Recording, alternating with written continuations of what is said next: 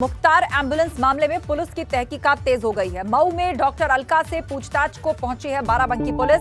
काले रंग की गाड़ी से पहुंची है बाराबंकी पुलिस की टीम। मुख्तार एम्बुलेंस मामले में डॉक्टर अलका का नाम सामने आया है। फर्जी कागजात के जरिए एम्बुलेंस का रजिस्ट्रेशन कराने का आरोप है। मामले में डॉक्टर अलका राय के खिलाफ भी केस दर्ज किया गया है। दरअसल जिस एम्बुलेंस का मुख्तार इस्तेमाल कर रहा था वो मऊ की डॉक्टर अलका राय के नाम पर रजिस्टर्ड है।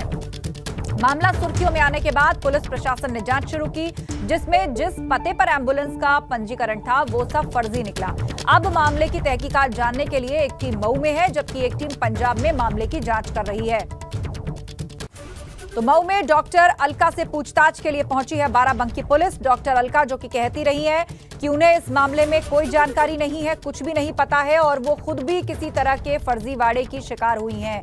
अब उन पर न सिर्फ मामला दर्ज हुआ है बल्कि पूछताछ के लिए बाराबंकी पुलिस की टीम भी पहुंची है। और इस वक्त मऊ से हमारे संवाददाता राहुल फोन लाइन पर जुड़ गए हैं। राहुल, बताइएगा इस फर्जी एम्बुलेंस मामले में कितनी टीमें बनाई गई हैं और किस किस पहलू पर वो जांच कर रही हैं?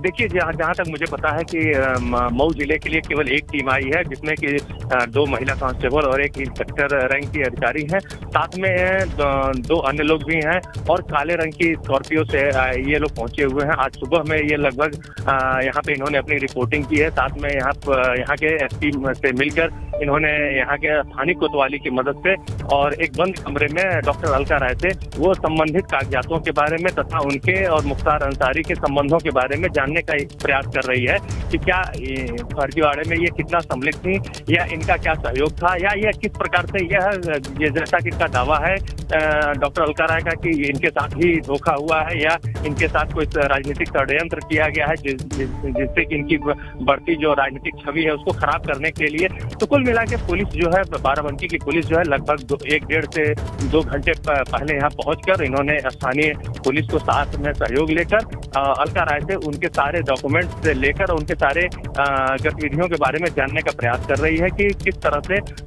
या तो वो इस फर्जीवाड़े में सम्मिलित हुई या उन्होंने इस फर्जीवाड़े को अंजाम दिया है खुद मिलकर।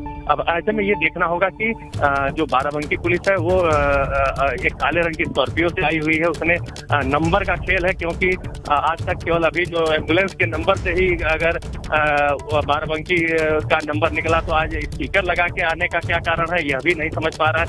यहाँ की मीडिया के लोग भी काफी उत्सुक हैं, ये जानने का प्रयास कर रहे हैं कि अगर बाराबंकी पुलिस आई है तो उन्होंने काले रंग की स्कॉर्पियो से आई है, निजी स्कॉर्पियो से आई है, तो क्यों उन्होंने स्टिकर से गाड़ी को नंबर प्लेट को ढक रखा है। ऐसे में अगर देखना है कि ये सारा खेल नंबरों का ही है और इस नंबरों के खेल में ही आज अलका राय मुख्तार अंसारी के संबंधों का खुलासा हो गया है। ऐसे में पूरी तरह से स्थानीय पुलिस भी कुछ भी कहने से बच रही है। जी राहुल, लेकिन अलका राय सीधे तौर पर मुख्तार से संबंधों से इनकार करती रही है। उनका यह भी कहना है कि बाराबंकी से भी उनका कोई लेना देना नहीं है और ना ही वो कभी वहां पर गई हैं। और मुख्तार क्योंकि वहां के जनप्रतिनिधि रहे हैं, सिर्फ उसी नाते वो उन्हें जानती हैं।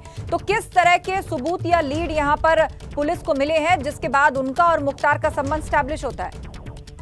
देखिए, एक बात बता दूं कि मुख्तार अंसारी और अलका राय का जो संबंध है फिलहाल में कागजों के आधार पे, छद्म कागजों का प्रयोग के आधार पे संबंध निकल के आया है। डॉक्टर अलका राय यहाँ की फेमस चेहरा हैं, खासकर ये भारतीय जनता पार्टी की क्षेत्रीय महामंत्री के तौर पे भी यहाँ पे स्थापित हैं और इनकी अच्छी पहचान है। राजनीतिक क्षेत्र में भी इनको लोग काफी सम्मान देते हैं। मुख्तार अंसारी का प्रश्न जब सामने आता है तो इन्होंने सीधा इनकार किया, क्योंकि लगभग हम लोग भी 15 साल से लगभग इनको जानते हैं। ये 19 साल से मऊ जिले में है। 15 साल से हम लोग भी जानते हैं कि ये बाहर कहीं इन्होंने अपना प्रैक्टिस तो नहीं किया है, ना ही इन्होंने कहीं अपना हॉस्पिटल डाला है। इनका हॉस्पिटल केवल एक श्याम संजीवनी हॉस्पिटल मऊ में यहाँ पे बलिया मोड़ के पास स्थित है और इसी हॉस्पिटल से ही इनका संचालन होता है। और यहाँ पे ये 2013 से सरकारी हॉस्पिटल को अपनी सेवाएं देती हैं बतौर प्राइवेट डॉक्टर पे अपना वो देती है। लेकिन जो अभी इनके संबंध इन्होंने खुद अपने मुंह से स्वीकार किया कि मुख्तार अंसारी से इनके संबंध जरूर रहे हैं। उसके पीछे कारण रहा है कि इनका अपना एक जमीनी विवाद और एक मकान का विवाद था, जिसमें कि मुख्तार अंसारी के ही गुर्गों ने इन्हें परेशान किया था और इन्होंने खुद स्वीकार किया है। और इन्होंने मुख्तार अंसारी के गुर्गों ने जब उन्हें परेशान किया तो उन्होंने मुख्तार अंसारी के गुर्गों से बचने के लिए ही मुख्तार अंसारी का सहारा ले लिया, जो शायद इनके आज इस तरह के परेशानी का सबब बन गया है। जी हाँ, बिल्कुल आप नजर बनाए रखिए। तो आप बता रहे हैं कि आज काले रंग की स्कॉर्पियो जिसकी नंबर प्लेट भी ढकी हुई है, उसमें पुलिस की टीम पहुंची है बाराबंकी अलका राय से पूछताछ के लिए। बहुत शुक्रिया राहुल जानकारी के लिए।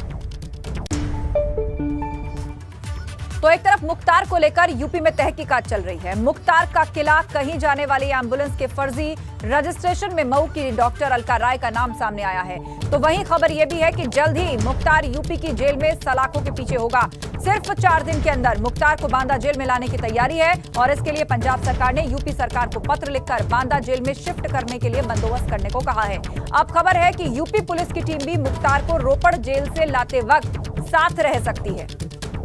तो फिलहाल पंजाब के रोपड़ जेल में है मुख्तार अंसारी, उसको जल्द ही यूपी शिफ्ट किया जाएगा। यूपी सरकार ने एक चिट्ठी पंजाब सरकार को लिखी थी और उसी का जवाब आज चिट्ठी के रूप में पंजाब सरकार की तरफ से आया, जिसमें मुख्तार को जेल में रखने का बंदोबस्त करने के लिए पंजाब सरकार की तरफ से कहा गया है। मुख्तार की कस्टडी के लिए पंजाब ने यूपी सरकार को चिट्ठी लिखी है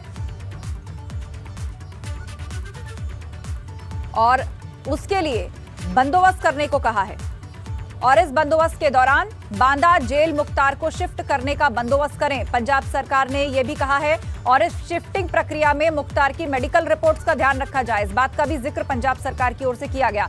8 अप्रैल तक यूपी शिफ्ट करना है मुख्तार अंसारी को सुप्रीम कोर्ट के आदेश पर और उसके लिए माकूल इंतजाम करने को यूपी सरकार को कहा गया है ताकि 8 अप्रैल तक उसे शिफ्ट किया जा सके। 4 दिन के अंदर पंजाब की रोपड़ जेल से यूपी की बांदा जेल आ सकता है मुख्तार अंसारी। बांदा जेल में अफसरों ने निरीक्षण किया। बांदा के बाद जल्द ही किसी और जेल में उसको शिफ्ट किया जा सकता है। मुख्तार की कस्टडी के लिए पंजाब ने यूपी सरकार को अब ये चिट्ठी लिखी है और जेल में और उसको लाने का बंदोबस्त करने के लिए कहा है पंजाब सरकार ने यूपी सरकार से। दूसरी तरफ अधिकारियों ने बांदा जेल का निरीक्षण किया है। सबसे पहले उसे बांदा जेल ही लाया जाएगा, लेकिन इसके बाद उसका जेल बदला जाएगा। तो मुख्तार को बांदा जेल में रखने के मामले में बड़ा अपडेट सामने आया है। मुख्तार को ज्यादा दिनों तक बांदा जेल में नहीं रखा जाएगा। मुख्तार को बांदा जेल में रखने के पक्ष में बड़े अफसर नहीं हैं। अफसरों ने सुरक्षा का हवाला देकर शासन से इस बात की सिफारिश की है। मुख्तार के मामले की गंभीरता को देखते हुए बांदा जेल की सुरक्षा व्यवस्था से सरकारी अमला संतुष्ट नहीं है। अफसरों की राय है बांदा जेल में लाए जाने के बाद मुख्तार को किसी सेंट्रल जेल में ही रखा जाना चाहिए।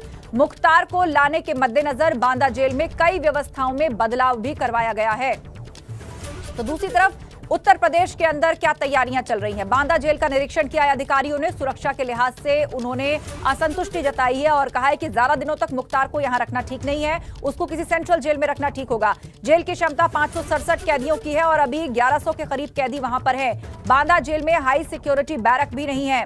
बांदा जेल में अभी कोई स्पेशल बैरक भी नहीं है। आखिर क्या खामियां हैं बांदा जेल में? बांदा जेल में वर्तमान क्षमता से 2 गुना ज्यादा कैदी पहले से बंद है। गंभीर बीमारी वाले कैदियों को इलाज के लिए स्पेशलिस्ट डॉक्टर्स यहां पर नहीं है। जेल की क्षमता भी कम है और उसके कंपैरेटिव कैदी यहां ज्यादा हैं।